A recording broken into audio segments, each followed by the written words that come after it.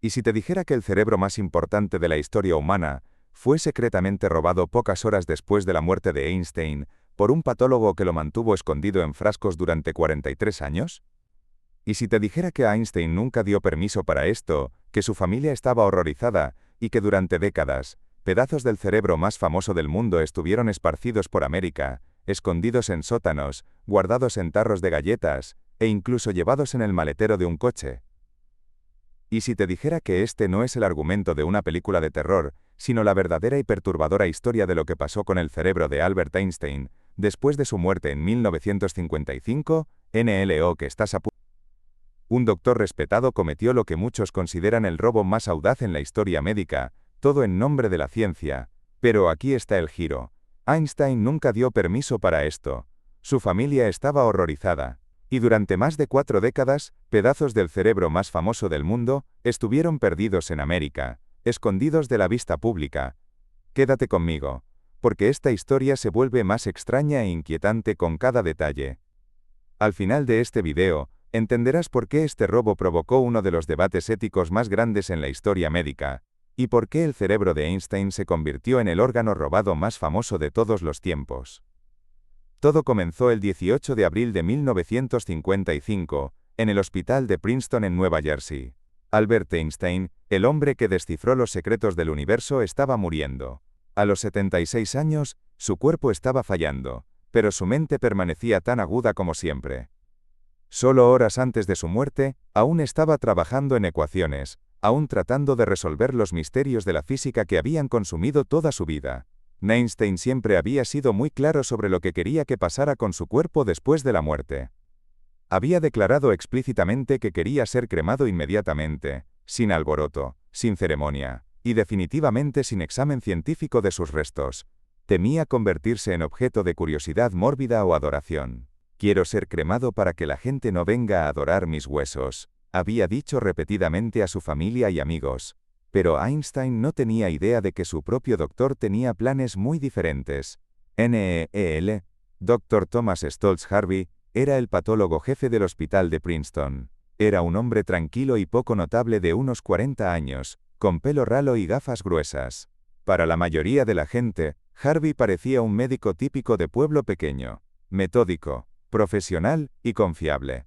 Pero bajo esta apariencia ordinaria había un hombre obsesionado con la idea de descubrir los secretos del genio a través de la ciencia. Harvey había estado fascinado por Einstein durante años. Había leído cada artículo sobre el gran físico, estudiado sus teorías y soñado con el día en que pudiera contribuir a entender qué hacía a Einstein tan extraordinariamente inteligente. Cuando Einstein fue ingresado al hospital de Princeton en sus días finales, Harvey vio su oportunidad. En la mañana del 18 de abril, Einstein murió pacíficamente mientras dormía. Sus últimas palabras fueron habladas en alemán, a una enfermera nocturna que no entendía el idioma, así que sus pensamientos finales murieron con él. En pocas horas, su hijo Hans Albert llegó al hospital para hacer los arreglos para la cremación inmediata, justo como su padre había solicitado. Pero Harvey ya se había adelantado un paso. Usando su autoridad como patólogo jefe, había ordenado una autopsia, algo que no era legalmente requerido, y no había sido solicitado por la familia. Cuando Hans Albert llegó, Harvey le presentó papeles que afirmó que eran rutinarios, necesarios para completar el certificado de defunción. En su dolor y confusión, Hans Albert firmó los documentos sin leerlos cuidadosamente. Lo que Hans Albert no se dio cuenta era que acababa de darle a Harvey permiso para extraer y conservar el cerebro de su padre. Harvey trabajó rápida y metódicamente. En el sótano de la morgue del hospital de Princeton, cuidadosamente extrajo el cerebro de Einstein, pesándolo en 1230 gramos, ligeramente más pequeño que el cerebro masculino adulto promedio. Lo fotografió desde todos los ángulos, tomando más de 200 fotos detalladas. Luego, con precisión quirúrgica, cortó el cerebro en 240 pedazos, preservando cada segmento en celoide, una sustancia similar al plástico que mantendría el tejido intacto durante décadas. Para cuando la familia Einstein descubrió lo que había pasado, era demasiado tarde. El cerebro había sido extraído, fotografiado, seccionado y almacenado. Harvey afirmó que lo estaba preservando para estudios científicos que beneficiarían a toda la humanidad. Prometió investigación revolucionaria que descubriría los secretos del genio. La familia estaba horrorizada, pero el hecho estaba consumado con Food. ¿Qué pasó después se convertiría en uno de los capítulos más extraños en la historia médica? Colegas de Harvey en Princeton, inicialmente apoyaron su plan. Esperaban que rápidamente condujera estudios y publicara hallazgos importantes sobre el cerebro de Einstein. Grandes universidades ofrecieron colaborar. Neurocientíficos de todo el mundo expresaron interés en examinar muestras de tejido. Todos asumieron que Harvey trabajaría con investigadores destacados para descubrir los secretos de la inteligencia extraordinaria de Einstein, pero Harvey tenía otros planes. En lugar de colaborar con universidades o instituciones de investigación, decidió estudiar el cerebro él mismo, a pesar de no tener entrenamiento especializado en neurociencia o anatomía cerebral. Dejó su trabajo en el hospital de Princeton y se llevó el cerebro de Einstein con él, almacenando el precioso cargamento en 2 frascos de vidrio que guardó en su sótano mento. Durante años, Harvey vivió solo con el cerebro de Einstein, conduciendo experimentos amateurs y haciendo afirmaciones extravagantes sobre su investigación. Invitaba visitantes a su sótano para ver los frascos, tratando el cerebro de Einstein como un trofeo extraño. Los científicos que solicitaban muestras eran frecuentemente ignorados o rechazados. Harvey se había vuelto posesivo de su tesoro robado, guardándolo celosamente y negándose a compartirlo con investigadores calificados. Mientras tanto, la familia Einstein continuó protestando. Nunca habían dado permiso para que el cerebro fuera estudiado, y demandaron su devolución para un entierro apropiado. Pero Harvey afirmó que su investigación era demasiado importante para parar, que estaba al borde de descubrimientos revolucionarios sobre la naturaleza de la inteligencia humana. Conforme pasaron los años, el comportamiento de Harvey se volvió cada vez más errático. Se mudó frecuentemente, siempre llevando el cerebro de Einstein con él. En 1960, se divorció de su esposa, quien después reveló que vivir con el cerebro de Einstein había puesto una tensión enorme en su matrimonio. Describió encontrar muestras de tejido cerebral esparcidas por su casa, y el comportamiento obsesivo de Harvey con respecto a su investigación. Harvey se mudó a Wichita, Kansas, donde tomó un trabajo en un laboratorio médico. Almacenó el cerebro de Einstein en una caja de cartón en su nueva oficina, ocasionalmente sacando pedazos para mostrar a colegas curiosos. Cuando se le preguntaba sobre su progreso en la investigación, Harvey hacía promesas vagas sobre publicaciones próximas, pero nunca emergieron artículos científicos legítimos. En los años 70, la historia de Harvey tomó un giro aún más extraño. Estaba trabajando como cirujano plástico cuando un reportero llamado Steven Levy lo rastreó y escribió un artículo sobre el cerebro desaparecido. La historia causó sensación, revelando por primera vez que el cerebro de Einstein había estado desaparecido por más de 20 años y estaba siendo guardado por un doctor en Kansas. NLA Publicidad forzó a Harvey a volverse más secreto. Envolvió el cerebro de Einstein en estopilla, lo colocó en 2 frascos Mason llenos de formaldehído, y almacenó los frascos en una caja de cartón marcada Costa Cider. Guardó esta caja en su oficina, después la mudó a su apartamento, y eventualmente la llevó consigo donde quiera que fuera. Para los años 80, Harvey se había convertido en una figura nómada, vagando por América con el cerebro de Einstein siempre en su posesión. Trabajó varios empleos médicos, a veces como supervisor en laboratorios médicos, a veces como trabajador de fábrica, cuando su licencia médica fue revocada en algunos estados. A través de todo esto, cargó el cerebro de Einstein con él, como un compañero macabro de viaje. La comunidad científica estaba creciendo cada vez más frustrada con el comportamiento secreto de Harvey. Neurólogos renombrados e investigadores cerebrales habían estado solicitando muestras de tejido durante décadas, solo para ser ignorados o despedidos. Algunos de los expertos mundiales más destacados en anatomía cerebral e inteligencia querían estudiar el cerebro de Einstein usando técnicas modernas, pero Harvey continuó rechazando la mayoría de las solicitudes. No fue hasta 1985, 30 años después de la muerte de Einstein, que Harvey finalmente permitió el primer estudio científico legítimo del cerebro. La doctora Marian Diamond, una neuroanatomista en UC Berkeley, fue una de las pocas investigadoras en las que Harvey confió lo suficiente para proporcionarle muestras cerebrales. Su estudio encontró que el cerebro de Einstein tenía un número inusualmente alto de células gliales en áreas asociadas con el pensamiento matemático. Este hallazgo fue significativo, pero represent o, con acento agudo, solo una fracción diminuta de lo que podría haberse aprendido si Harvey hubiera permitido el estudio científico apropiado desde el principio. Para cuando los investigadores obtuvieron acceso al cerebro de Einstein, mucho de su valor científico había sido comprometido por los métodos de preservación amateurs de Harvey y el paso del tiempo. A través de los años 80 y 90, Harvey continuó su extraña odisea por América. Vivía en una serie de pequeños apartamentos y casas de huéspedes, siempre manteniendo el cerebro de Einstein cerca. Los vecinos ocasionalmente reportaban ver a un hombre mayor cargando frascos de vidrio llenos de lo que parecía carne encurtida. No tenían idea de que estaban presenciando una de las historias más extrañas en la historia médica. La posesión del cerebro de Einstein por Harvey comenzó a tomar una calidad casi mítica. Los reporteros ocasionalmente lo rastreaban, llevando artículos sensacionalistas sobre el ladrón de cerebros, o el hombre que robó la mente de Einstein. Cada historia revelaría a Harvey viviendo en circunstancias cada vez más modestas, aún afirmando estar conduciendo investigación importante, aún negándose a devolver el cerebro a la familia Einstein. El costo psicológico en Harvey se estaba volviendo aparente para aquellos que lo encontraban. Había dedicado toda su vida adulta a poseer el cerebro de Einstein, pero había producido virtualmente ninguna investigación científica significativa.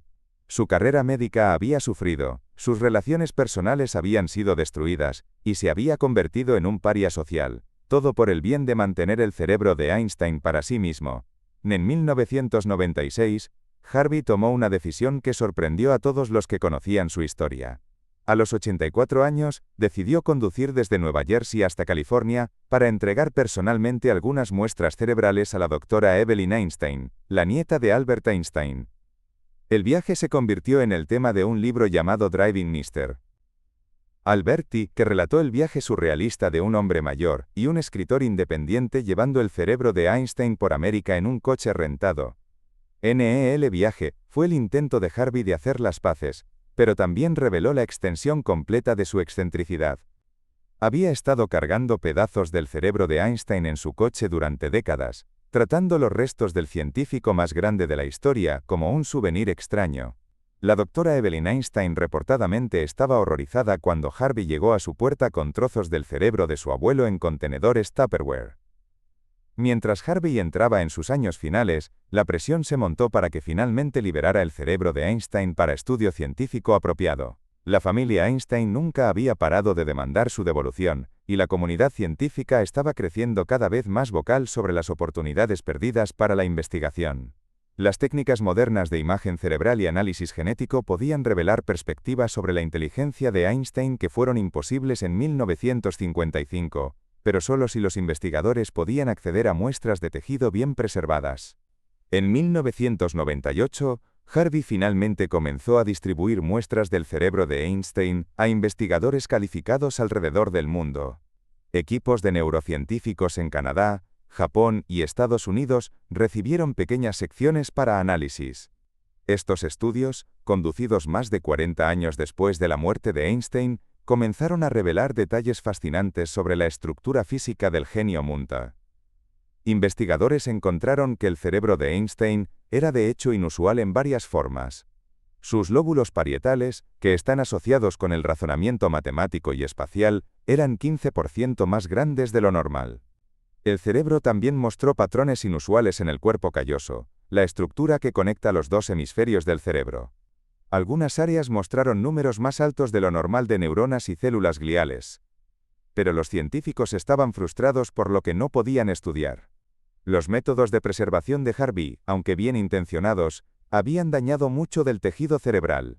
Las técnicas modernas como el escaneo MRI y el análisis genético eran imposibles porque el cerebro había sido seccionado y tratado químicamente décadas antes.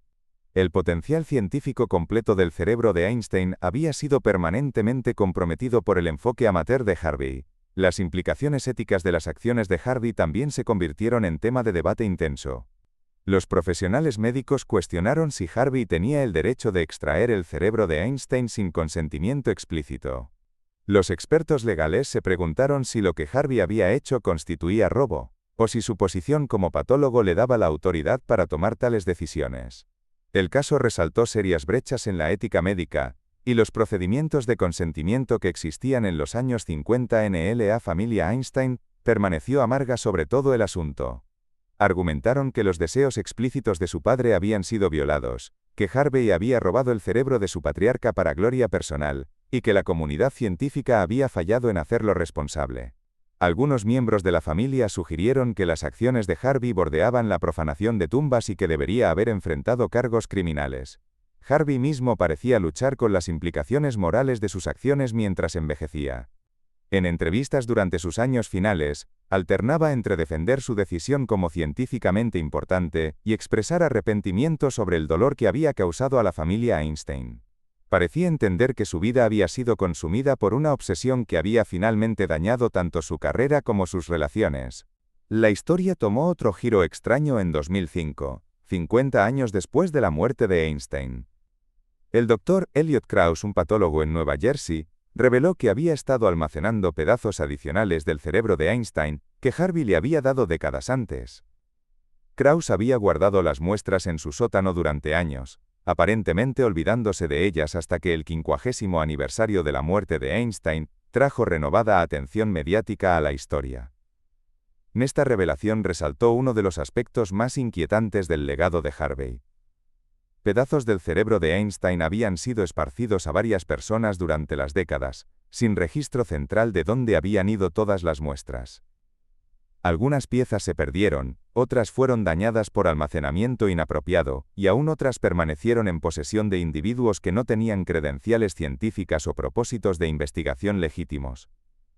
Harvey murió en 2007 a los 94 años, llevándose muchos secretos sobre el cerebro de Einstein a su tumba.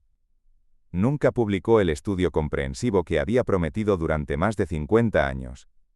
Nunca explicó adecuadamente por qué se había negado a trabajar con investigadores calificados durante tantos años. Y nunca reconoció completamente las violaciones éticas que sus acciones representaban. NHOIRGA, las piezas restantes del cerebro de Einstein, están alojadas en varias instituciones de investigación alrededor del mundo. La colección más grande está en la Universidad de Princeton, donde algunos científicos continúan estudiando el tejido usando técnicas analíticas modernas. Pero la mayoría de los expertos está de acuerdo en que el valor científico del cerebro de Einstein ha sido irreparablemente comprometido por las décadas de preservación inadecuada, y el comportamiento secreto de Harvey en el caso del cerebro robado de Einstein se ha convertido en una historia de advertencia en ética médica.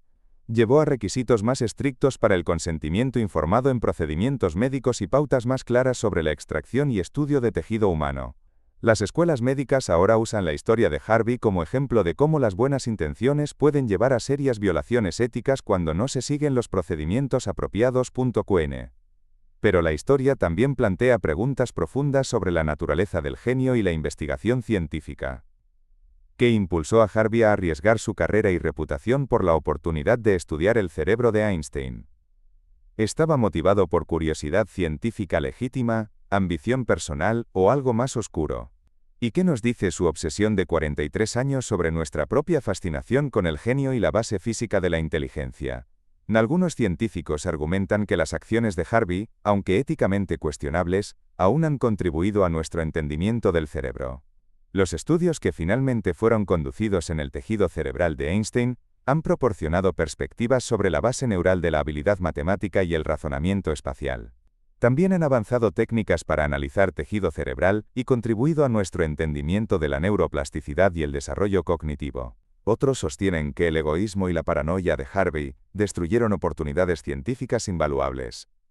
Argumentan que si el cerebro de Einstein hubiera sido estudiado inmediatamente después de su muerte por equipos de investigadores calificados usando las mejores técnicas disponibles, podríamos haber aprendido mucho más sobre la naturaleza del genio y la inteligencia. En cambio, el enfoque amateur y el comportamiento secreto de Harvey desperdició décadas de investigación potencial. NLOs. Aspectos psicológicos del comportamiento de Harvey continúan fascinando a investigadores y escritores. ¿Qué impulsaría a alguien a dedicar toda su vida adulta a poseer el cerebro de otra persona? Algunos psicólogos han sugerido que Harvey sufría de una forma de trastorno obsesivo-compulsivo, mientras otros creen que estaba motivado por un deseo de inmortalidad a través de la asociación con el genio de Einstein. NL. La historia de Harvey también refleja actitudes culturales más amplias sobre el genio y el logro científico. En los años 50, había creencia generalizada de que el genio podía localizarse en la estructura física del cerebro, que la inteligencia extraordinaria de Einstein debía tener una base visible y medible en la anatomía cerebral. Esta visión mecanicista de la inteligencia impulsó la obsesión de Harvey y justificó, en su mente, la violación de los deseos de Einstein. La neurociencia moderna ha revelado que la inteligencia es mucho más compleja de lo que Harvey imaginó. Mientras la estructura cerebral ciertamente juega un papel en la habilidad cognitiva, la inteligencia emerge de patrones intrincados de conectividad neural, señalización química, y procesos de desarrollo que no pueden ser completamente entendidos examinando muestras de tejido preservadas. El genio de Einstein fue probablemente el resultado de una interacción compleja entre factores genéticos, influencias ambientales, experiencias educativas, y contexto cultural, nada de lo cual podría ser capturado estudiando su cerebro encurtido. La historia del cerebro robado de Einstein también resalta la relación a veces incómoda entre el progreso científico y la dignidad humana. Harvey creía que su investigación justificaba violar los deseos explícitos de Einstein sobre lo que debería pasar con su cuerpo después de la muerte. Argumentó que los beneficios potenciales para la humanidad superaban las preocupaciones de un individuo, incluso si ese individuo era el propio Einstein. Este enfoque utilitario de la investigación médica tiene una historia larga y problemática. A través del siglo XX, los investigadores condujeron experimentos en poblaciones vulnerables, extrajeron muestras de tejido sin consentimiento, y violaron la dignidad de individuos fallecidos en nombre del progreso científico. Las acciones de Harvey fueron parte de este patrón más amplio de priorizar objetivos de investigación sobre los derechos individuales y consideraciones éticas. El caso del cerebro de Einstein se ha convertido en un hito en las discusiones sobre bioética y ética de investigación. Es frecuentemente citado en libros de texto de ética médica y usado en programas de entrenamiento para investigadores y profesionales médicos. El caso demuestra la importancia del consentimiento informado, la necesidad de supervisión apropiada de la investigación médica, y los peligros de permitir que investigadores individuales operen sin responsabilidad. Nasio Y. Si un investigador quisiera estudiar el cerebro de una persona famosa, enfrentaría numerosos obstáculos éticos y requisitos de supervisión. Las juntas de revisión institucional necesitarían aprobar la investigación, los miembros de la familia necesitarían proporcionar consentimiento explícito, y el estudio necesitaría demostrar mérito científico claro. Los días cuando un solo patólogo podía decidir unilateralmente extraer y conservar el cerebro de alguien han terminado hace mucho, pero la historia de Harvey también plantea preguntas sobre la mercantilización de restos humanos y la ética de estudiar individuos fallecidos que no pueden consentir a la investigación.